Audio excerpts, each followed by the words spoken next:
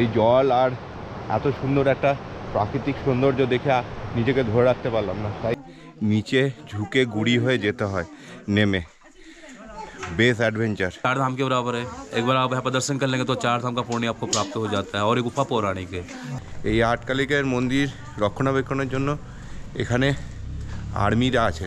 Good morning বন্ধুরা, আজ 4ঠা জানুয়ারি আর আমরা এখন আছি মুন্সিয়ারিতে। গত দুদিন ধরে আমরা মুন্সিয়ারিতেই আছি। তো আজকে আমরা মুন্সিয়ারিকে বাই বাই জানিয়ে আমরা আজকে সকাল সকাল ব্রেকফাস্টটা করে নিচ্ছি। এই রুটি আর আলুর তরকারি নিয়ে নিয়েছি, দারুণ খেতে। আজকে এখানে খাবার দাবার এত সুন্দর, তার জন্য আমরা আজকে ব্রেকফাস্ট করেই বেরোবো ঠিক করলাম। তো সকাল সকাল গরম গরম রুটি আর আলুর সবজি, চা, এটা ব্রেকফাস্ট করে তারপরে আমরা বেরোবো। আজকে আমাদের সবথেকে বেস্ট ব্রেকফাস্ট হয়েছে। এত সুন্দর রুটি আর আলুর সবজি, চা, গরম গরম একদম লাগবে।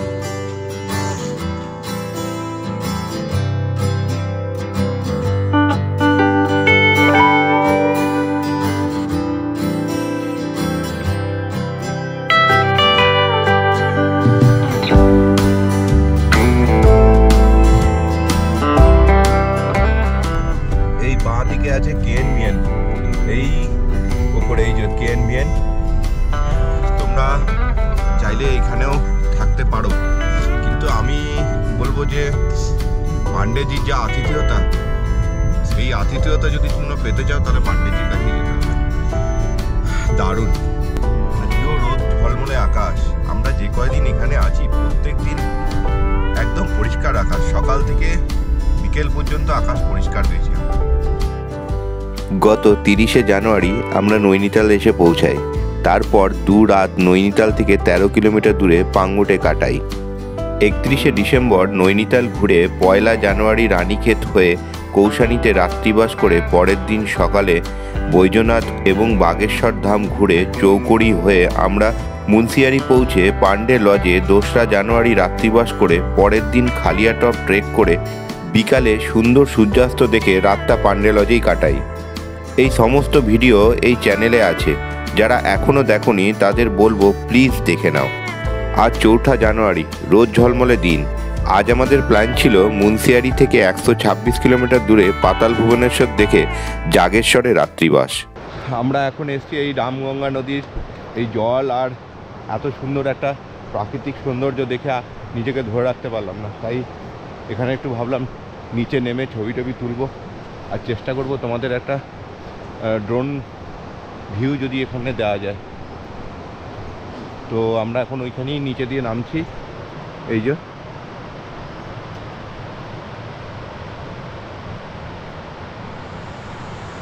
এদিক দিয়ে রাস্তা আছে, ট্রাক যায় এখান দিয়ে। এই রাস্তা থেকে, মেন রাস্তা থেকে একটুখানি নেমেই নামার রাস্তা।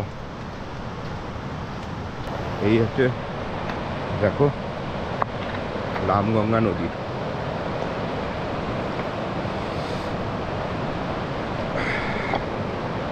হ্যাঁ, জলটা কতটা ঠান্ডা দেখতে হবে। পরিষ্কার জল, আরে দারুণ ঠান্ডা জল।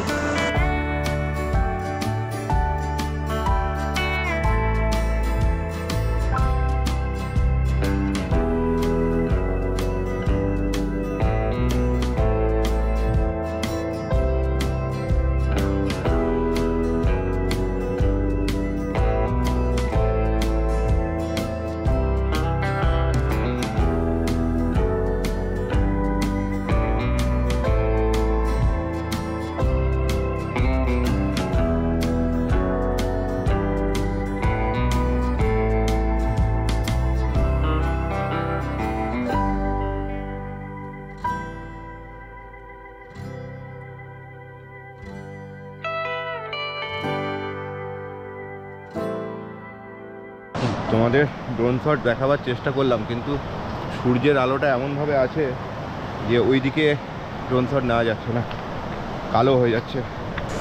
ঠিক আছে, চলো এবার আমরা আবার গাড়িতে চলে যাই। তোমাদের এই রাস্তায় যেতে যেতে এই জায়গাটা মনে হলো একটু ভালো লাগলো, তাই তোমাদেরকে দেখালাম।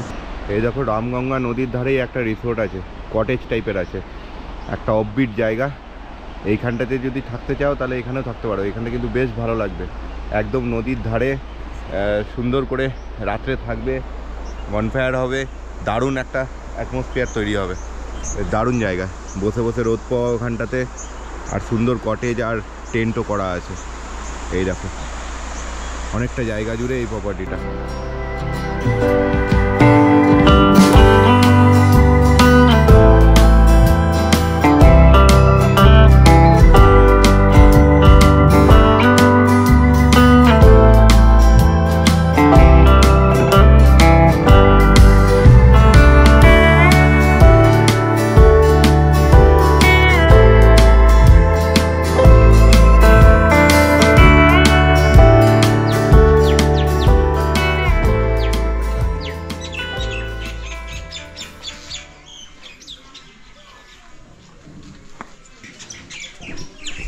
দেড়টা বাজছে দুপুর, আর আমরা এখন এসছি পিথোরাগড় ডিস্ট্রিক্টের গাঙ্গুলি বলে একটা জায়গায়। এখানে আছে পাতাল ভুবনেশ্বর মন্দির। চলো তাহলে আমরা মন্দিরের ভিতরে যাই। এই দেখো পাতাল ভুবনেশ্বর থেকে এই রকম ভিউ পাওয়া যাবে।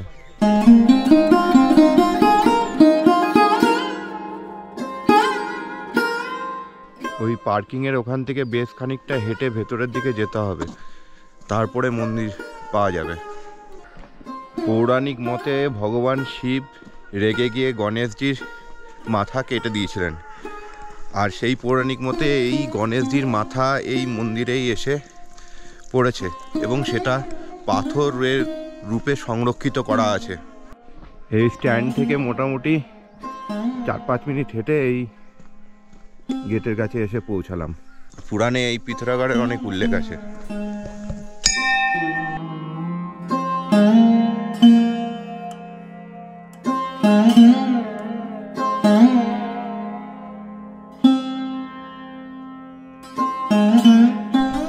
মন্দিরের ভেতরে ক্যামেরা নিয়ে যাওয়া যাবে না, ফটোগ্রাফি বারণ আছে, তো বাইরে থেকে দেখিয়ে দিলাম।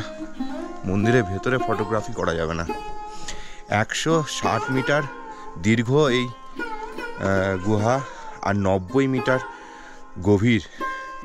এই পিছনে একটা মন্দির, এখানে নিচে ঝুঁকে গুড়ি হয়ে যেতে হয় নেমে। Base adventure. हाँ बोले बोले हर महादेव। आपका नाम बोलिए। लक्ष्मण सिंह। अच्छा, यहाँ का पंडित जी है ये। बहुत हम लोगों को बहुत अच्छी तरह से घुमाया है मंदिर के बारे में, छोटा से छोटा। हाँ सर बताओ, उसका महत्व बताता हूँ आपको। सर पाताल भुवनेश्वर का जो पौराणिक महत्व है 4 धाम के बराबर है।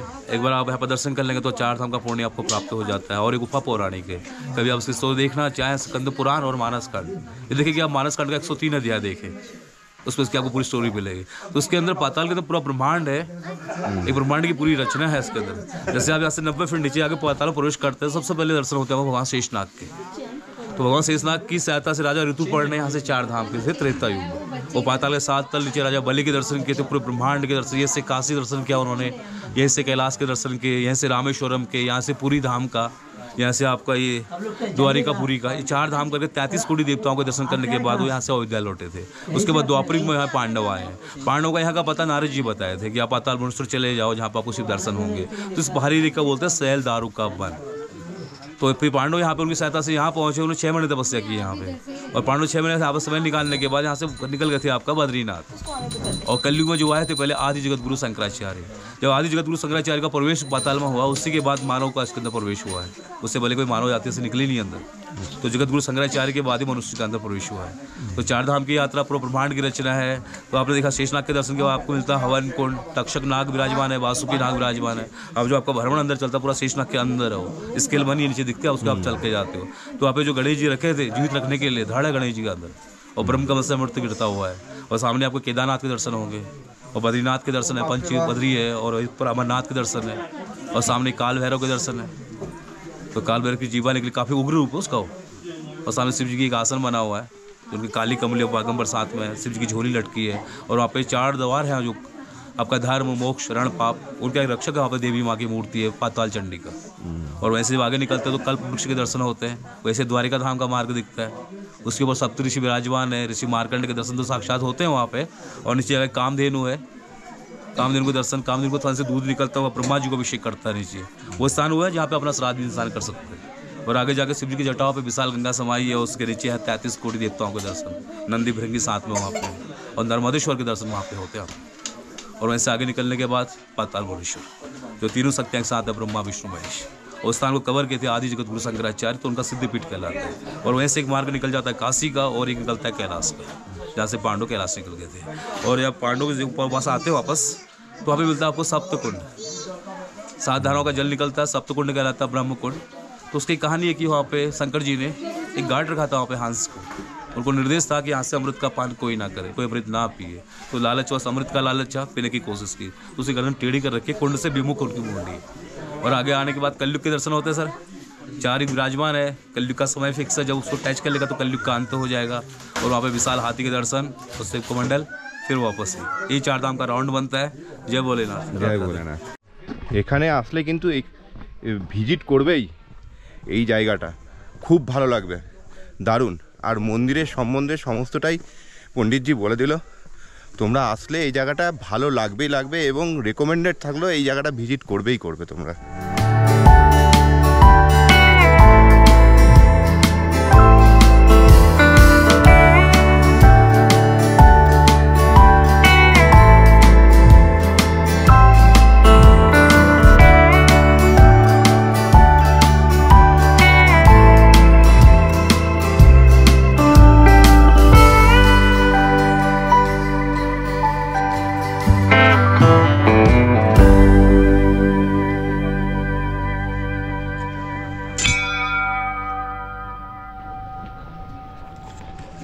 আমরা এই জাগেশ্বর যাওয়ার রাস্তায়, পাতাল ভুবনেশ্বর থেকে জাগেশ্বর যাওয়ার রাস্তায় এসছি আটকালিকার মন্দির।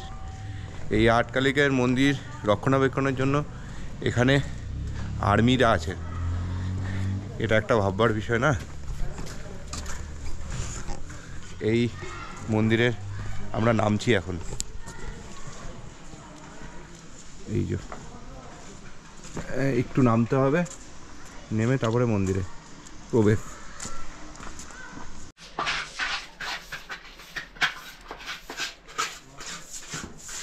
এখানে গণেশজির একটা মূর্তি আছে, আর এই দিক দিয়ে নেমে তারপরে কালী মন্দির।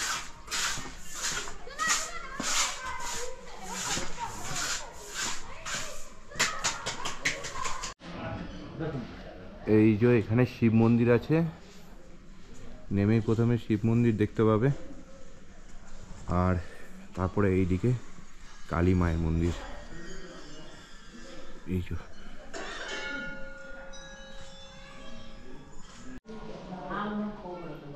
এই কালী মায়ের মন্দির,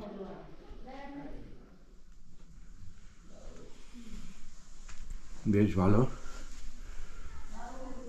এখানে গণেশজি আর সন্তোষী মায়ের, দেবী দুর্গার মূর্তি আছে, আর এই কালী মায়ের মন্দির।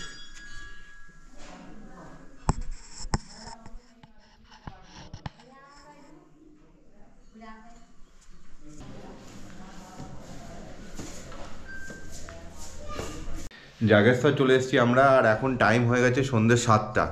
এই সময় আমরা আর বেশি খোঁজাখুঁজি না করে একটা বাজেট হোটেল নিয়ে নিয়েছি, একদমই বাজেট হোটেল।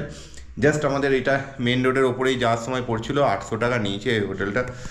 এই বেড আছে, ডাবল বেড, একটা টেবিল দেওয়া, এখানে একটা ছোট্ট মতো সোফা টাইপের আছে, টিভি আছে, এই যে, আর এই হচ্ছে টয়লেট, বেসিন আছে, আয়না, শাওয়ার আছে, আর গিজার। বেশ পরিষ্কার পরিচ্ছন্ন। 800 টাকায় জাস্ট আমাদের রাতটুকু কাটাতে হবে। আমরা আর অনেকটা জার্নি হয়ে গেছে, রাতও হয়ে গেছে, আর বেশি রিস্ক নিচ্ছিলাম না, তাই জন্য এটাই পেয়ে গেলাম রাস্তার ওপরেই, এটাই নিয়ে নিয়েছি প্রথমেই।